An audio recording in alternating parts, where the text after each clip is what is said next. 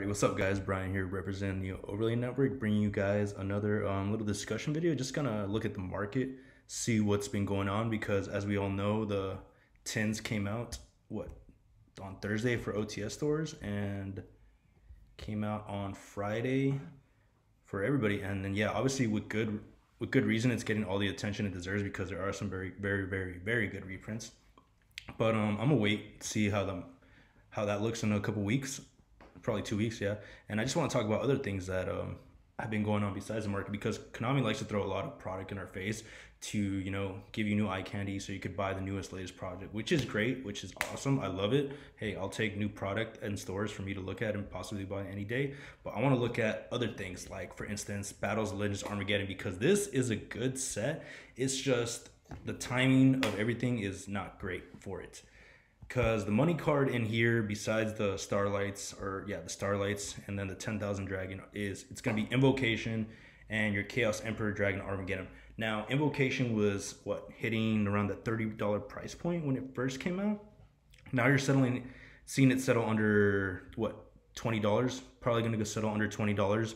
Now, banlist season is around the corner, but Konami always fucking lags it with the ban list, so we're gonna have to wait and see what gets hit. Now, if you're an Invocation fan and you're a fan of Invocation in general, just how powerful the engine is because of Mechaba, because of all the fusions that it has, and because just you need Alistair and three meltdowns or whatever ratios you guys play. That's all you really need to have this tier 1 strategy. It's possible it might get hit. I've heard Yu-Gi-Oh! Paisano say just hit Mechaba and that could fix it. Who knows? But if you are trying to get yourself a tier 1 deck, you could just go for Shaddoll Invoke, buy the 3 structure decks, and then pick up your core of Invocation, and you're ready to go. But if you are afraid of the ban list, hold off on it. I mean, for me, I just don't want to even mess with it. It's not something that appeals to me. It's very powerful, but the strategy and the playstyle, I'd rather go for something else. Now, the second most expensive card that we see here is Chaos Emperor Dragon Armageddon. This was hitting, $40? Because it was a tournament prize card that was a super rare, I think, and that was only printed prior to this. Now you're seeing it hit under $20, which to me is crazy that this is under $20. It's a one of, from every profile that I've seen, it's a one of, but still a very powerful card to have, and one of for all your Dragon Link decks, and something that I'm going to be picking up sooner rather than later. I'm just waiting to see how far low it can go before I'm comfortable buying it, because this hits under 15, dude. I'm scooping it up. I can guarantee you that. So yeah, interesting to see how this set is being neglected and kind of forgotten about, because to me it's still a good set with some very powerful reprints, and just very powerful imports, as we're going to get into in a little bit. Now you see Fossil Warrior Skull Knight starting to break away from the Fossil Warrior Skull Fossil Warrior pack, because all the other ones I think are cheap, under $1 if I'm not mistaken. Yeah, under $1. So if you're trying to build that Fossil deck, even Fossil Fusion is under $1. So if you're a Fossil fan, if you want to make your Fossil deck, you're just a fan of GX in general or Jim Croc, you're going to be looking at a pretty cheap deck to make. This is going to be the most card. This is going to be the card I'm most interested to see what happens with, because it's at $14, $15. Powerful card, if I'm not mistaken, because, okay, 1 rock monster plus 1 level 5 or 6. Okay, never mind. Not as powerful as I thought. But the effect is good in itself. When this card destroys a monster by battle, you can activate this effect. It can make a second card in a row, and then you can banish this card from your graveyard, then target 1 monster of the field, destroy it. So yeah, little interesting to see that guy, out of all of them, has gone up in price. I'm curious to see as why. Not really sure, but maybe short prints probably have something to do with it, no doubt. And then we see Numeron Network here under $10, which is insane. I mean, I think people are realizing Numeron is kind of like in itself powerful, but a glass cannon in some ways, just because it can be very easily interrupted, and there goes one part of the strategy. But if your deck is very resilient, I think I've seen Guru Numeron. Wouldn't be surprised if we see some other variations of Numeron. I think we have Invoke Numeron. I don't know. There's so many things that Numeron can be slashed into. It's very powerful. But the fact that it's under $10 right here is definitely a good sign, and something I would consider picking up if you're honestly trying to play Numerons, because all the Numerons themselves are under $0.25 each, if we see right here. Now, will this stay under $0.25? No, because if it does see competitive play success, and if Zexal is not hit on the ban list, all this probably will go up a little bit, but mostly just Numeron Network, because short print, and then everything else seems pretty easy to get. Now, Sanctum being under $2 is criminally undervalued, something you guys need to pick up. Get your play sets up because this right here is easily worth money every single version. I think secrets are going for in this, what, $20, $30 at some point? Who knows? Yeah, original premiums from Prime Origin were originally at $15. So prior to that, they were going around the $20, $25 mark. So the fact that Sanctum is this cheap and easily affordable is something you want to pick up as a penny stock and possibly flip. Now, another card that I want to focus on is Darkness Metal Dragon. Darkness Metal, the Dragon of Steel. Prior to this, there's only one printing, and I think it was a Shonen Jump promo, if I'm not mistaken. Yeah, it was a Shonen Jump promo, which is fetching around like $15 to $25, depending on the seller. But Darkness Metal Dragon, the Dragon of Steel, right here, the Shonen Jump promo is under $10, which is crazy. These things are worth money, guys. Now, Shonen Jump promos, have you seen from MSK and other people? They've shown that these things just go up in value because they don't print this anymore. And then original printing, ultra rare. Yeah, worth something to pick up on. Definitely something to pick up on. And then you have the secret rare for under $2. So definitely just a cool card to have for collector's value. Something I'm going to pick up eventually just to have in my binder. Because when you're a Yu-Gi-Oh fan like I have been my whole life, it's hard not to pick up certain cards just based on the artwork, in my opinion. So yeah, that's something right. Darkness Metal to pick up. And then Trishula, Dragon of the Icy Imprisonment. I mean, right here, what? $2? Just, what? That's insane. Come on, like, under $2 for this? Yeah, shipping, okay, $3. That's fine. But you're seeing under here, under $5, when this card was going for around the dual terminal versions, along with the original, no, just the ultra rare Shonen Jump. Okay. I must have been thinking about some other cards, okay. So yeah, you see the Shonen Jump promo version right here. Under $10, once again, lightly played, limited, $6, near mint, limited, $6. So for under $10, these Shonen Jump promos are great things to pick up, guys, because you never know in reality when they're just gonna balloon in price for collector's purposes, because collectors are out there. Now, Cross Sheet being under $2 is great, and at the same time crazy, because this card was what, $5 common, rare. So yeah, now seeing it ultra under $2 when this easily under any other time could be around $3, $4, $5 is nice to see, and definitely something y'all should pick up, along with the Mecha Phantom Beast O-Lion before it hits the ban list. Just pick it up right now. It's under $2. And then Madolche Angeli being under $2 for secret rare is criminally undervalued, along with Fireflint Lady. I remember this being like a quarter, man. Nobody was really, I mean, it was good, but nobody was looking at it because there was so much else going on. But now you see here creeping up to $1, market price being $1.30. And then, yeah, insane that this card has pretty much, gone up pretty quickly, rather shortly. It'd be interesting to see what it will reach once it sees competitive play, and if Infernal Noble Knights can do anything. Chimera Tech Mega Fleet, once again, you see it right here, under $1. Pick it up, guys. I mean, when Cyber Dragons does something, we see that Cyber Dragon stuff just goes up in value, no matter the printing. So there is that. You definitely want to pick these up and flip these when that time comes, along with your Numeron stuff, because if you have the cores, flipping those will be a breeze, guys. Danger Jackalope, under $1, secret rare, pick that up. I mean, these cards were hitting around $15, $20, $30 for them. If your strategy can play it, I would definitely recommend getting it. Elemental Hero Escuridado, under $1. So yeah, Buster Distraction Sword, under $1.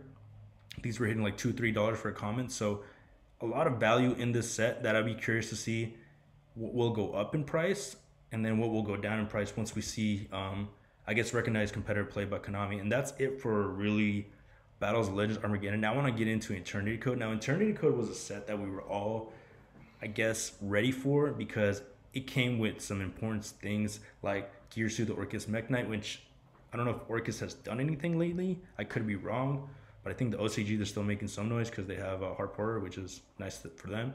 And then we see Animador Archosaur going back up in value after it was hitting that $27 price point, mainly because the ban list didn't do anything to dinos. Now we're seeing it here around $40. It's probably going to stay at that price point unless the ban list does something. So yeah, 2 dinos, which it's 50-50. Now we're seeing Access Code Talker remain under $70, staying at that $65 price point, which is solid for what it offers. Link Cross going back up in price after going down, after going up to like $20-30 and then going back down. It's gonna keep going up and down because people are scared of this card just being hit on the ban list from what I've been hearing and seeing.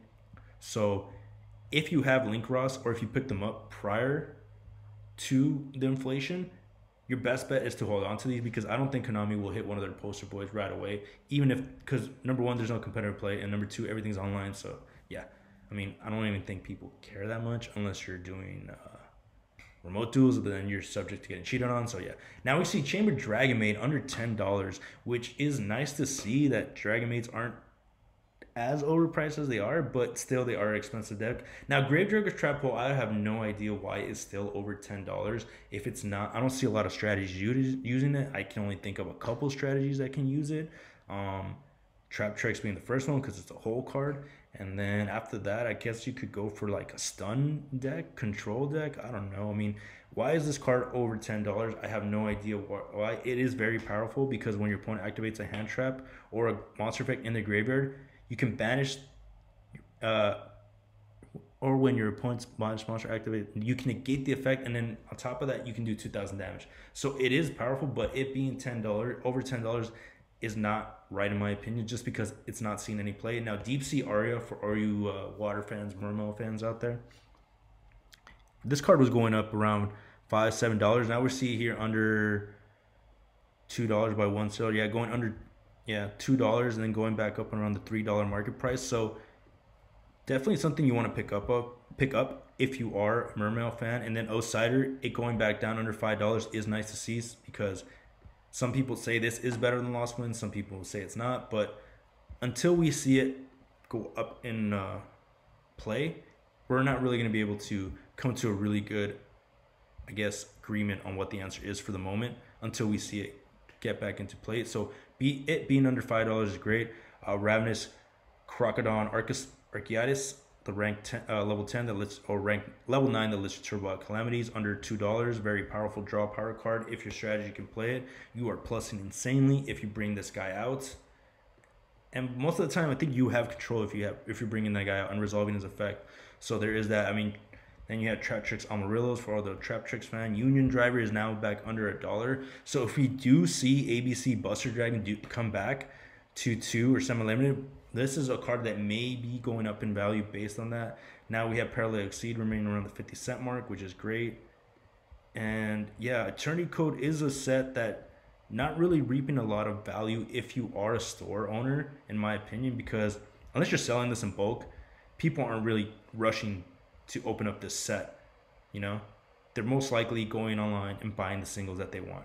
So interesting to see if this set right here, the price of this box right here being $71, will go down a little bit, but not anytime soon because of the money card and access code talker. But if it does, definitely scoop this up if you see it for under $70, because there are some money cards in here and some good collector's cards and trade bait in here, to say the least. But yeah, short prints are a thing. Be aware. Now that's it for all the main sets that I want to talk about today. Now I just want to talk about more for like collector's cards, I guess, or just anime cards in general, because the last, I think, collector set or just little anime themed monster set was the Dark Side of Dimensions movie pack, and it came in secret edition. Prior to that, it was gold, and then gold was all right, nothing too crazy, but it was nice to see, and it's nice to have because easier accessible printing to certain cards is always needed. Kind of like Blue Eyes Alternative White Dragon needed that. They gave it another printing. Now, the fact that you're seeing Blue Eyes Alternative White Dragon here for under $20 as a secret rare is mind-blowing to me, because as a Blue Eyes fan and as somebody who just, you know, loves Blue Eyes in general, these being under $20, it's not going to stay for long, because if Blue Eyes does anything, whether it be regional, whether it be local, whether it be online play, does something crazy, these will go up in value. And secret rare possibly being the highest rarity here too out of all the rarities, because there's only ultra gold rares and then the secret rares. Yeah, you got secret rares, 2 of them. You got the world championship one, but nobody's buying that one. So yeah, all these being under $20 is pretty insane to me because it's not going to stay like that for long. So when it does happen, be ready because you will be making some very good money. Now you see the secret rare Dark Magician girl right here going up in value. It's been going up in value. Easy to see why. Cute waifu card. Yugi played it in the anime. One of his ace monsters. And yeah, secret rare. And it's an alternative printing, alternative artwork that I'm sure Dark Magician girl fans will happily take. Now you see Blue Eyes White Dragon, the secret rare, going up in value. These were always going to be money, but more so the Blue Eyes just because of what it symbolizes in the game.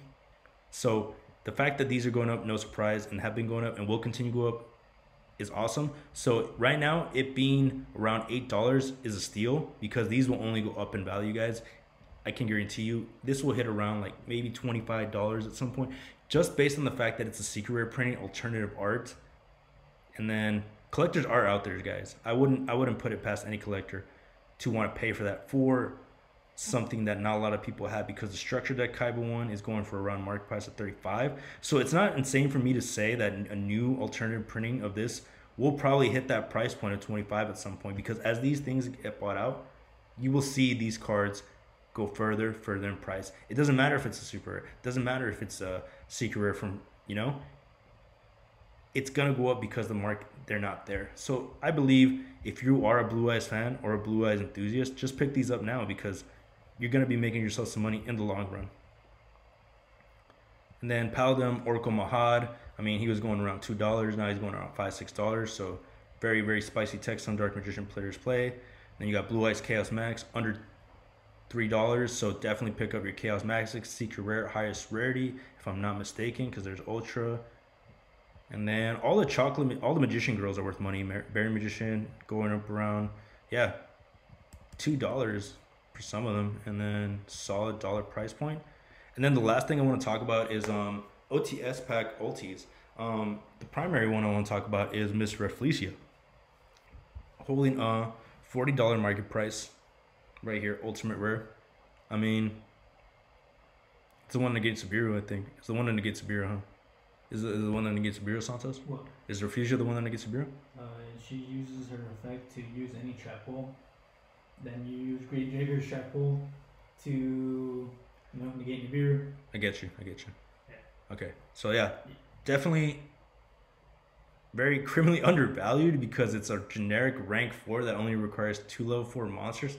So the fact that a lot of combo strategies could possibly just put one of these in along with the Gravedigger's Trap Hole is very powerful. And then if you are a rarity whore and you want to flex and you want to go for it, I wouldn't mind picking these up for 40. If I had the income to pick up an ulti right now, I'd probably go for it, You got a Spanish one here, near mint unlimited. How does it say?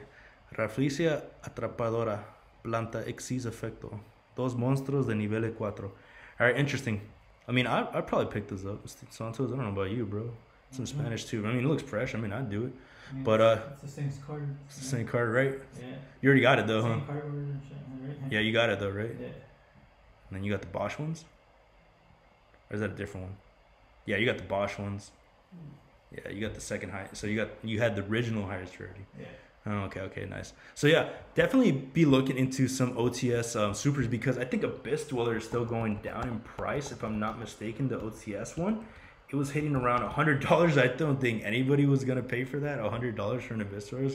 Like, get the fuck out of here. What are you talking about, dude? Right now, there is no tournament, so nobody in their right mind, I think, is going to be paying that. And as you see, nobody was. And now the market price is $66.66. Nice for Abyss Dweller. And then the market price 666, 4 6s, and then normal price $75. So you're seeing it right here. One seller list underselling it for $56. So definitely curious to see if somebody will buy this out at this price point. Probably post it up on Instagram if they do. But yeah, interesting to see how far Abyss Dweller will be going in price, because very powerful generic rank 4, probably one of the best rank 4s in the game right now, if not the best one. So curious to see what the price is right now and what it's going to be once we start seeing people get more locals open up, hopefully, you know, around the US, because here in Cali they're still closed, which sucks. We are doing remote duels are being offered at my locals, but I'm not a fan of remote duels, so there is that. OTSs are big money cards, and the OTs are something to be aware of, but I just wanted to highlight these two because these are two criminally undervalued cards that if you have the income to pick up, definitely go ahead and pick up, because you are going to be reaping the rewards later down the line. But that's pretty much it for me, guys. I just want to give you a quick little rundown, a little discussion video of the market and what I've been seeing, because the tins have been taking away a lot of attention from other things, which is great. But it's also important not to sleep on other things, because that's when you can swoop in, pick up your little penny stocks, pick up your cards that you need, and then see how you can flip them or trade them in the long run. But yeah, this has been Brian with Santos in the background, representing Overlay Network, signing out.